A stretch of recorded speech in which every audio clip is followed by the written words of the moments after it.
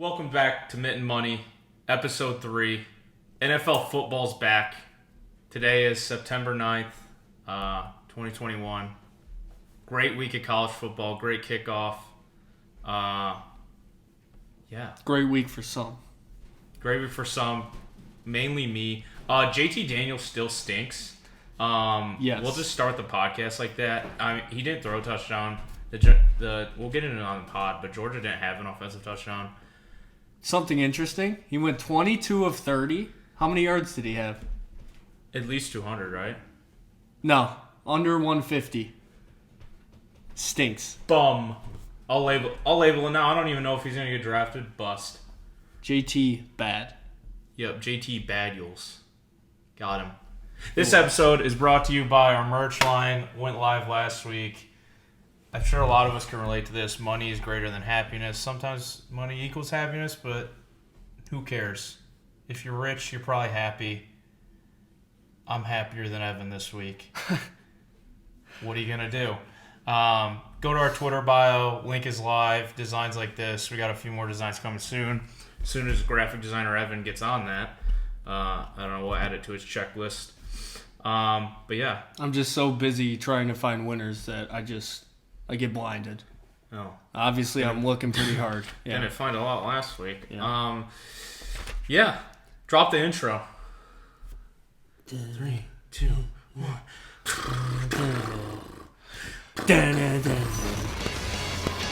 holds it, turns through the legs. Oh my goodness! Are you kidding me? This is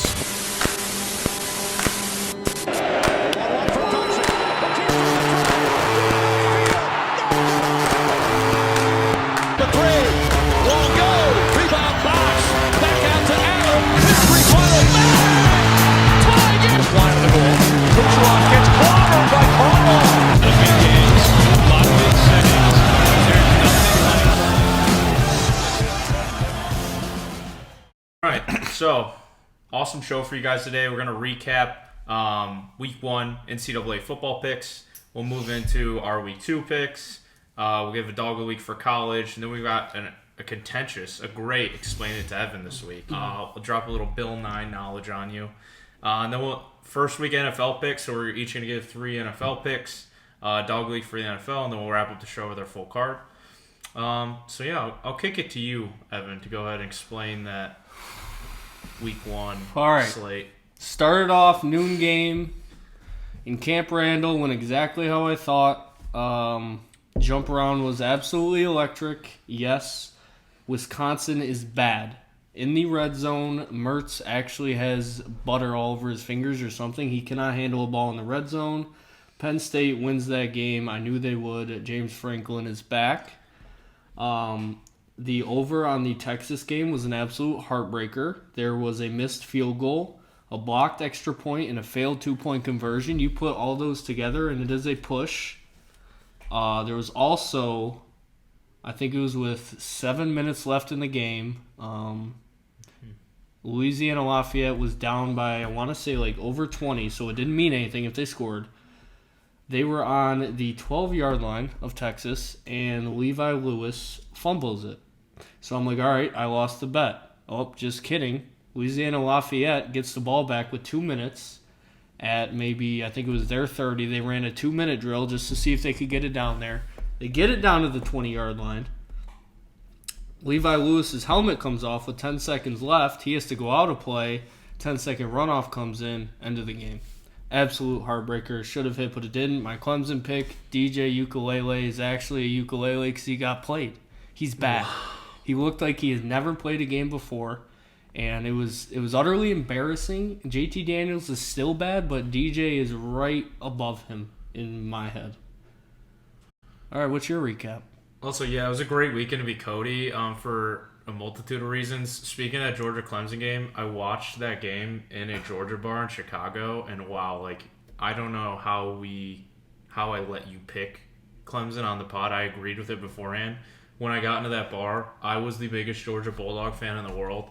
I'm still like, fuck JT Daniels, but it happens. Do you hear anybody barking there? There was a lot of barking. Okay. Yeah. Mainly me. huge Bulldogs guy. Yeah, but to recap my week, everything I touched this week won, honestly. I was like the Human Torch. I'm going to get ignorant. I don't care. Appalachian State was never close. I'm looking at you, Bill Eldred. I heard you didn't like that pick.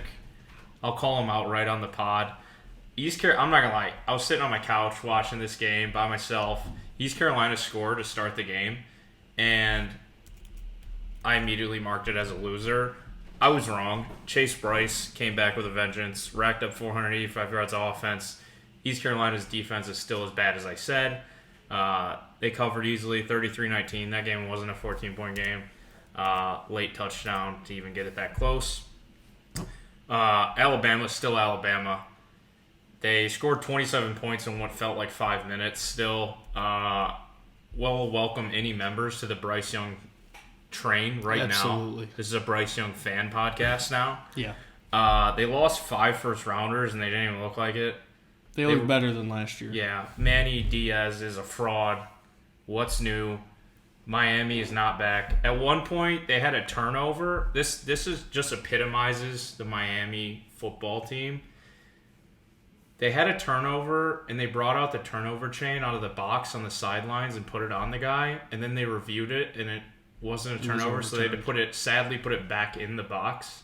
And it was one of the saddest things I've ever seen on a college football sideline. That's got to be tough, yeah.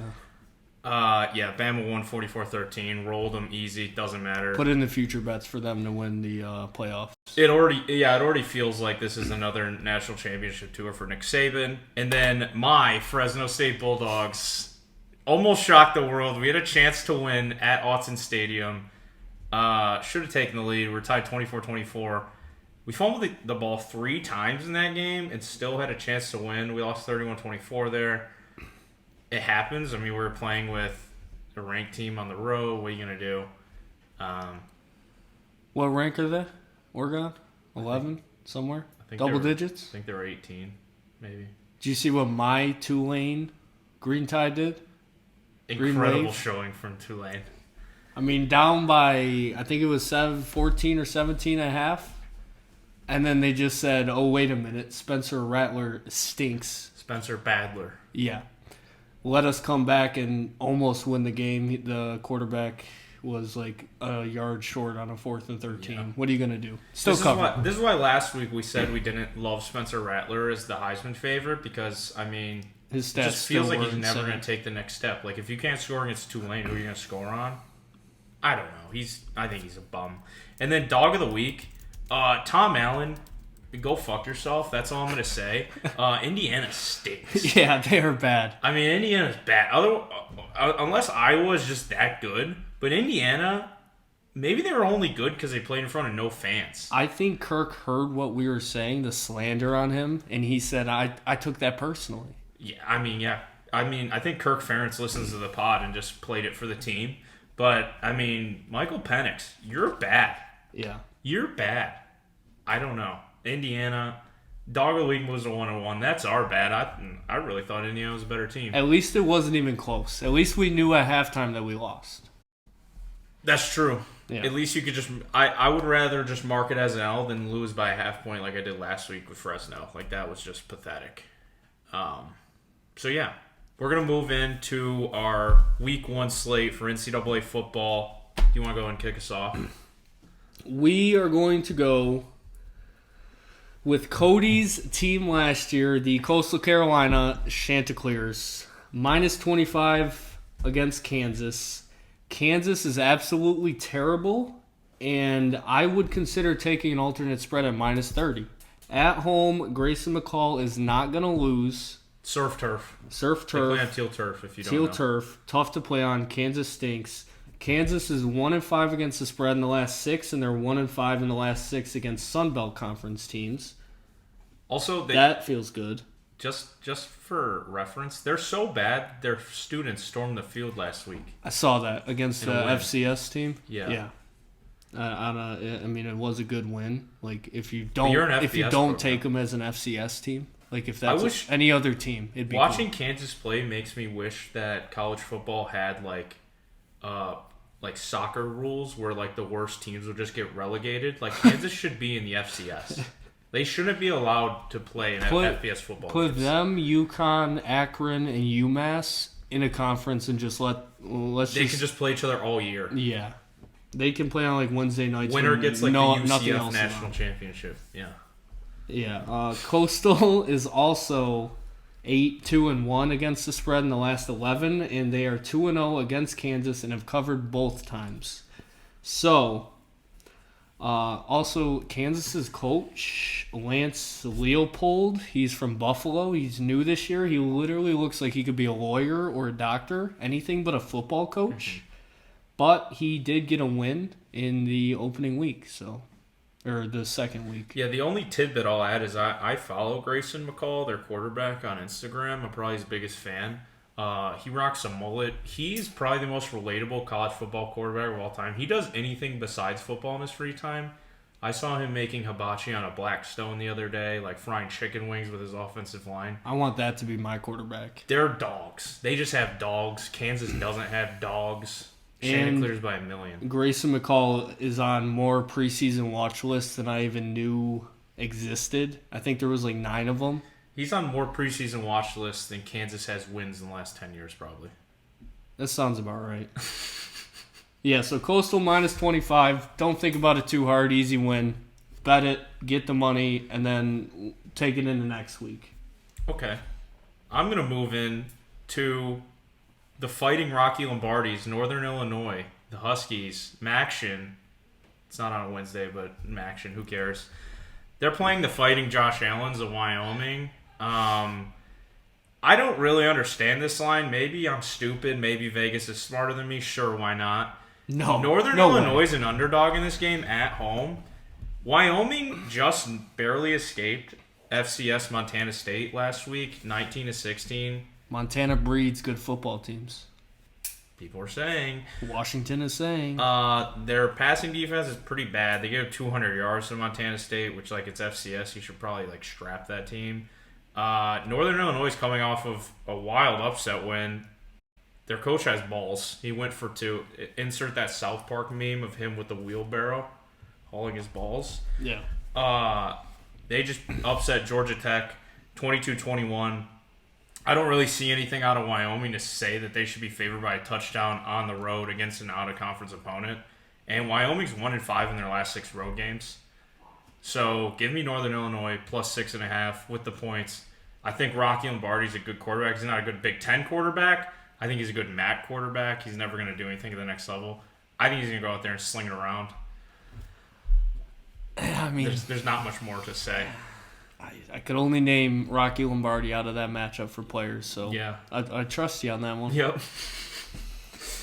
We are going to go back to a little bit more Maction versus the Big Ten with Buffalo at Nebraska. Everybody knows how I feel about Adrian Martinez. He is the actual 12th man for Buffalo in this game. Mm-hmm. He will fumble or turn the ball over at one of the worst times to do it, and it'll help. With that being said, I'm going to take the over at 54.5. I wanted to take Buffalo minus 13.5 or plus 13.5, but I don't love that number, and I could see some bullshit happening. So the over for Buffalo is 10-4 in the last 14, and it is 4-1 in the last 5 road games. And for Nebraska, the over is 5-2 in the last 7 home games, and it's 4-1 in the last 5 week 2 games. So the numbers pointed a lot more to taking the over as opposed to the MAC versus Big Ten spread. I just think Scott Frost is coaching for his job. He's got to let it fly against a MAC team just like he did against Fordham last week, and Adrian Martinez got a little swagger back. Yeah, also Buffalo averaged 44 points last year, and they did have a lot of people go to the transfer portal, but they also beat Wagner 69-7. Yeah, smoked them. Yeah, they absolutely pound the ball, and they got nothing to lose playing Alabama against a Big Ten team. Yeah, give them Alabama. Let's see it. I'll take Buffalo with the points. Buffalo's got nothing to lose. They're going to go into this game and just sling the ball around. They're going to pound it down their throat, tire them out. I'm going to be here next week telling you how bad Adrian Martinez still is in week 3. Mm-hmm. Book me on that one. Okay. So that was the over, correct? Yes, 54.5. Perfect. And then moving into Knoxville, Tennessee, we got Pat Narduzzi coming into Knoxville, orange and white checkered end zones. Joe Milton territory. Yeah, I mean, I'll just break this game down for you guys. Last week, Tennessee ran the ball 64 times. They just ran it down. I believe they played Kent State. They just ran it down their throat. It was close at one point, wasn't it? Was it like It might halftime have or not been something? Kent State. It doesn't matter. They only scored 38 points running the ball 64 times. Pitt ran the ball 41 times last week against UMass. Now, they put up a lot of points, but that is the worst team besides UConn in FBS football. Yeah. They're literally... UMass is very bad. I could probably pick 10 of my friends out there and have Evan Cadmus coach us. Shout out Evan Cadmus, former Tecumseh football coach. Just coach us up for probably a week, and we could probably give up less points than UMass does for a season. I took UMass plus 41 last year against Army. They did not cover. Classic UMass. They lost like 52-0 Yeah. to Army. Pittsburgh's pass rush is still elite. Joe Milton's bad. I watched Joe Milton for 4 to 5 games last year. He literally said going into the Michigan State game before he transferred, like, why would I watch? He said he didn't know who our best linebacker was, which kind of just proves that he doesn't watch film, because you'd think he would know who the other team's linebacker was. He knew by the end of the game, though. Obviously, yeah. He only went 11 of 23 last week for 140 yards. Tennessee's going to pound the ball. They're going to control the clock. I'm going to take the under in this game, under 57. I think both teams are just going to try to run the ball. It's in Knoxville. SEC defense, ACC team. I don't really see a lot of points being put up here. Pretty boring game in Knoxville. Tough. We are going to hop in the plane from Knoxville, fly over to Pasadena, and take the Trojans minus 17 against Stanford. Keaton Slovis is a veteran, and in my head is a top 10 QB in the class, and they want to compete for a Pac-12 title with Oregon. Oregon will win, I get it, but USC is always in the top 3. Is USC back? No, it's kind of like Texas. Looking at you, Clay. I would say. I would compare USC to Texas as far as being back in the conference. That's fair. Stanford is 3-8 against the spread in the last 11, and they are 0-6 in the last 6 in September. And they were barely competitive, maybe if you call it, with Kansas State, which isn't really a good look. Last week they lost to them. USC is 4-1 against the spread in the last 5, and they're 5-1 against the spread in the last 6 week 2 games. Stanford is known for just pounding the ball and running it down your throat and tiring out your defense. And they couldn't even do that against Kansas State. And USC doesn't have the best defense, but it's definitely not the worst. So I don't see that working out against USC. So USC already owns this rivalry and has beat them the last 2 times by a combined score of 87-44. So USC is just a more complete team. They have the veteran QB and have something to prove this year. Yeah, Take the Trojans. It's at the Coliseum. Kansas State covered 17 last week. It would have been a push. But also USC's defense didn't look that bad. They played San Jose State, which I thought could have been a sneaky team to actually win that game, and they won by 23. San Jose State's their whole thing is offense, so they only held them to 7 points. They held them to 7 points, which I think their defense is better than advertised. I don't mind that pick. And then we're gonna fly over probably the marquee matchup of the week, Oregon, Ohio State. I'm still a little upset with Oregon. They beat my Bulldogs. Whatever, it happens. Didn't cover, though. Kind of what you need to know about this line is it opened at 64, and a lot of early money moved that spread to 62. It's since leveled out, or the over/under to 62, but it's since leveled up to 63.5. I'm probably gonna move with the early money on this for a few reasons. I think Oregon's offensive line, now the one question mark is, will Thibodeau play? Probably the best player in the country. He is questionable. I think either way, he's going to keep C.J. Stroud off balance. We watched that Ohio State-Minnesota game last week, and C.J. Stroud looked stunk lost in the first half. He looked lost. He looked okay in the second half, but I think a lot of it was just his... A lot of it was Olave. It was Ohio State having the fastest guys on the field, and Minnesota it was Olave being Olave, and Ibrahim getting injured. Yeah, Ibrahim got injured. Like, Stroud never looked like the guy. I think maybe towards the end of the season he might, but this is an early season game. I don't think the Ohio State offense is going to be clicking like it was last week. Oregon ran 49 times last week. It's clear that they're going to pound the ball. I think Ohio State's going to do the same, just being that Stroud didn't really look as comfortable. And Oregon's more athletic than Minnesota was, just in every facet of the ball. I think Olave and they look better doing it too. I think Olave and Wilson are still going to get their touches, but not to the extent that Minnesota was giving up. And then Oregon is 10-1 as a road underdog in the under, and then Ohio State against ranked opponents in their last 11 is 7-3-1 for the under. A lot of people are thinking this is going to go over. I think it's going to go differently. Primetime game, Oregon at Ohio State in the shoe. It's going to be rocking. I'm going to take under 63.5. Why not us? I hate points this week. No fun, Cody. No fun, Cody is back, baby. And now we're going to transition into the dog of the week. Yep. Who are we going with, Evan? I thought we were between two different teams. I thought we argue about the dog of the week more than probably any other pick. I wanted Penn State as dog of the week last week, but I already had them on my board, so we agreed not to make them. But as a 5.5 dog, winning a ranked conference away game is kind of impressive. That's all I'm going to throw out there. So our dog of the week is going to be Tennessee against Pitt.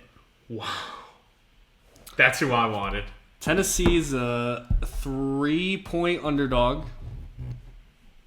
And, I mean, you were saying earlier they're just going to pound it. I think they're going to control the rock. The ACC, they had a lot of bad losses last week.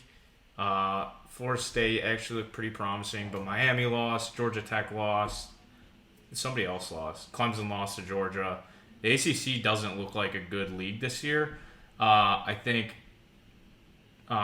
just don't think Pitt really has the athletes to play against SEC schools, especially in Knoxville.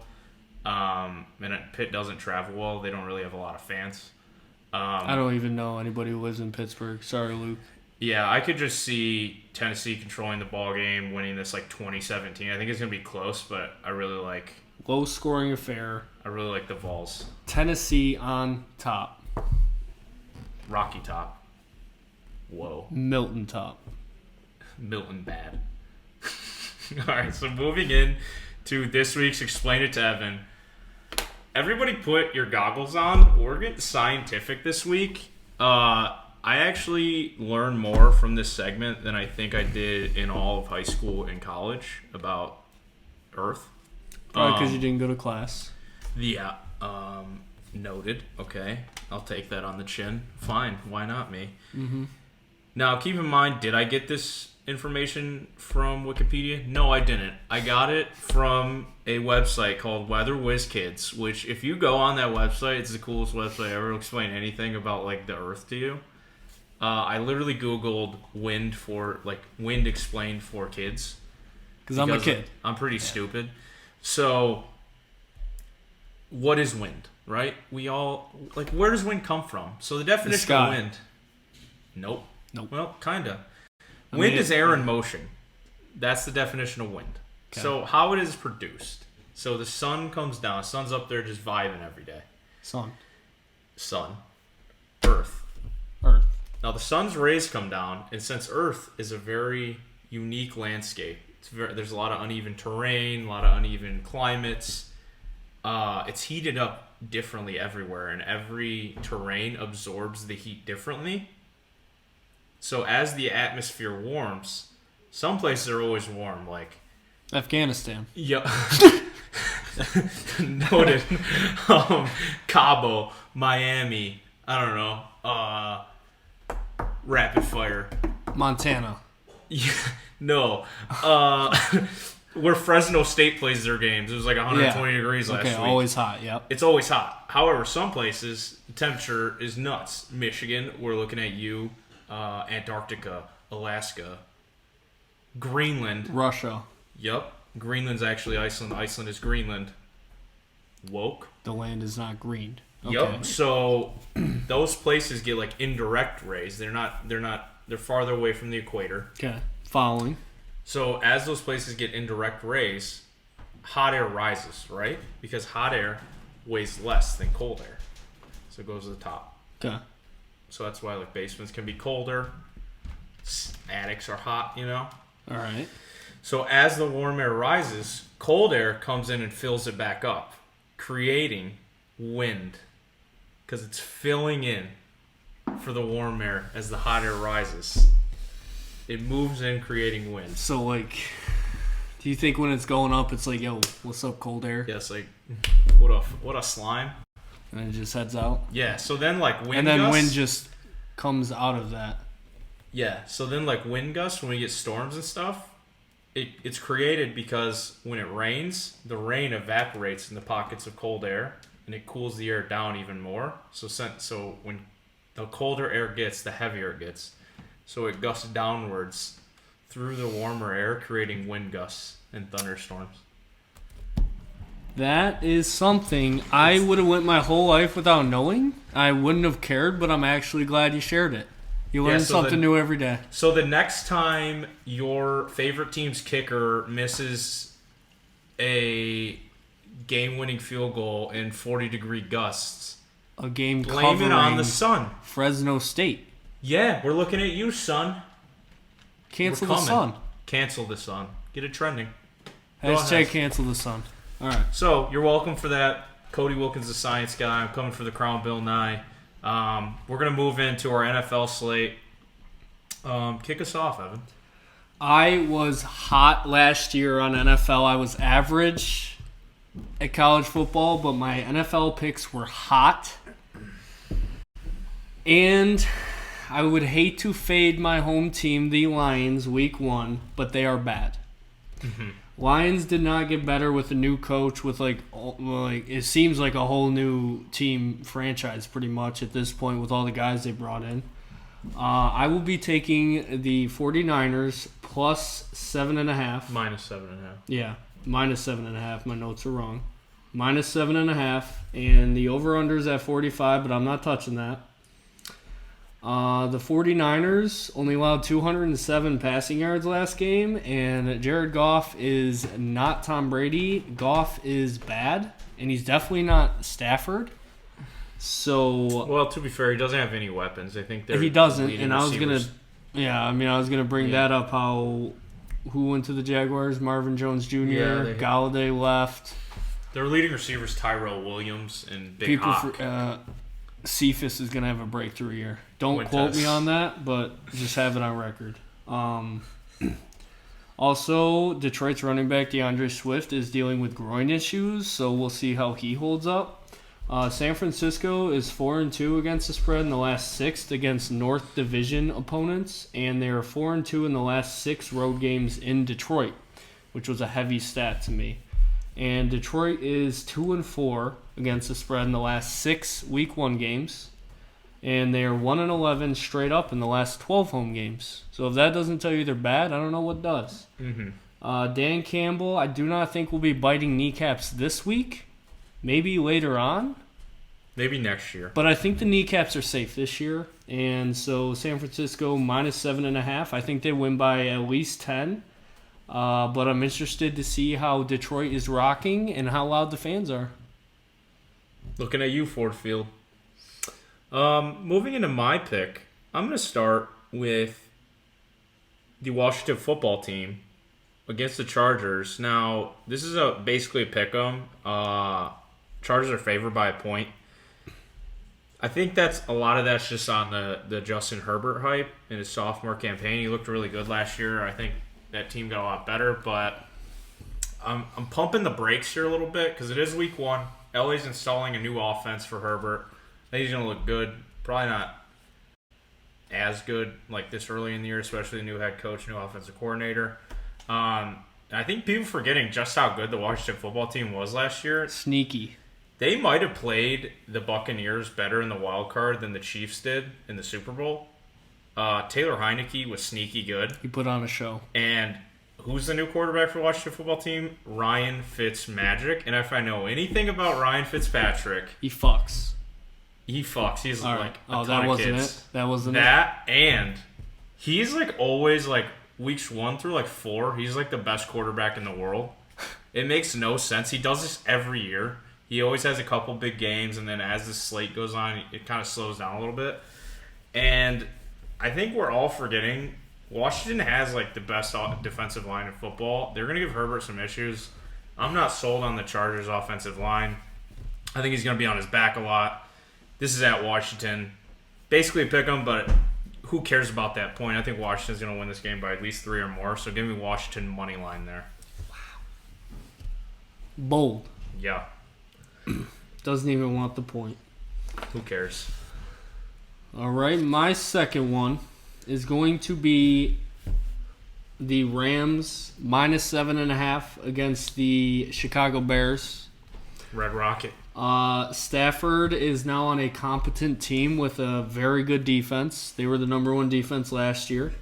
Dalton is starting for the Bears for no reason. Just had a fly on my head. That'll go viral, right? Yep. Fly in the head. Okay. 3-hour time change I don't think is really going to come into effect because it's an 8 o'clock game, so it's basically a 5 o'clock game for Chicago. I'm actually really glad that Dalton is playing this game because it gives me more hope because he is bad. Say what you want about that, but Justin Fields would give them a better shot at winning. Yo. The Bears are 3-6 against the spread in the last 9 games, and they're 2-4 against the spread in the last 6 road games. And the Rams are 8-2-1 against the spread in the last 11 in September, and they're 5-1 against the spread in the last 6 Week 1 games. And most of those stats came from the Jared Goff era. Stafford's better than Goff. They win this game by more than 7.5.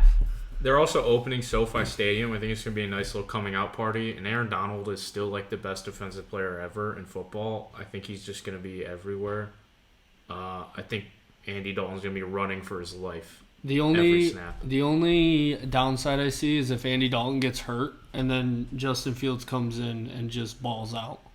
Yeah, I still think Aaron Donald's going to own Justin Fields. I would not. Yeah, I wouldn't want to like look up and see Aaron Donald running at me. Yeah, never. I mean, he trains with knives. Yeah, good pick. I like that. And then Cody Hates Points, Part 3. We're going into Bills Steelers. I think this is in Buffalo. We're going through tables. We're eating chicken wings. There's that guy that gets the mustard sprayed gun, with ketchup and mustard. Yeah. I hate points this week. So be it. Sue me. Come at me. Last year, these teams played each other. It's 26-15. Probably one of the ugliest games of football I've ever watched. The last time I saw Big Ben play a football game, he looked like the worst quarterback I've ever seen against the Browns. Gave the Browns their first playoff win in forever. Absolutely terrible game for the Steelers. Yeah. Bad. The Steelers have a bottom 5 offensive line. It's largely unproven. It's a young offensive line. Bills' defensive line is still good. I think they're going to wreak a lot of havoc on Big Ben. Rookie running back Najee Harris. Juju Smith-Schuster is probably too busy doing TikTok dances on the sidelines. Claypool will be right behind him doing it. Yeah. The Steelers have probably like one of the best 10 players in football in TJ Watt and Ncaa Fitzpatrick. I think the Steelers D is going to look very good as usual, as advertised. I don't see a lot of points being put up. I think the Bills win this game just off the Josh Allen effect, but give me the under 48.5 there. A madman. Too many unders. For my last pick, we're going to get weird. We're going to get really weird. I'm going to Cody's team, the Patriots. Uh-oh. And I'm going to take my guy, Mac Jones. Biggest Mac Jones guy. Player prop alert. Player prop alert. Woo, woo, woo. Mac Jones over 19.5 completions. That's a lot of completions. It is. At minus 105. You hear me out. That's a lot of completions, right? He's one of the most accurate passers in the class and had 74% completion rate in his career at Alabama. He did have really good receivers. I get it. But I think that with the big-ass tight ends they have, he's going to get a lot of checkdowns. He's going to get a lot of those little slants, the wheel routes, a lot of short stuff. A lot of James White to build checkdowns. Up confidence. Yeah. So they're playing the Dolphins. Dolphins don't have like a standout. They have one decent cornerback. Yeah, very good. He's very good. Okay, keep it away from. I was gonna say they have one standout corner. Other than that, I see check down city. Drew Brees part 7 at this point. He might only throw it like 28 times, maybe, but he's so accurate that I could see him getting 22 completions. Yeah, I can get behind that. I think Jonnu Smith and Hunter Henry, we have 2 premier tight ends now. I'm a Patriots fan, by the way, for those who don't know. I think they could each have 5 catches, plus James White's still there. He's going to have 1 million. I think we're going to pound the ball with Damian Harris, but I could see Bill Belichick letting Sets up play action. Just say, hey, Mac, let it fly, kid. Yeah. Also, a little tidbit about Mac Jones. Huh. Him and his girlfriend practice like the Patriots playbook in his backyard. This kid's smart. She like runs the routes for him in his backyard so he can learn the offense. That's kind of hot. Yeah. If it's not like that, I don't want it. Yeah. So all right. I think who knows? He might not even throw the ball 19 times. I think if he does, why not him? Why not Mac Jones? You don't think he'll throw it 19 times? I don't know. I think he throws it over 23 times.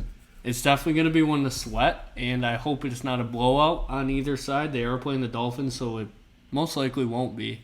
An Alabama versus Alabama matchup at the quarterbacks, I totally didn't even see that. And Tua's bad, so Tua Patriots is bad. by 1 million.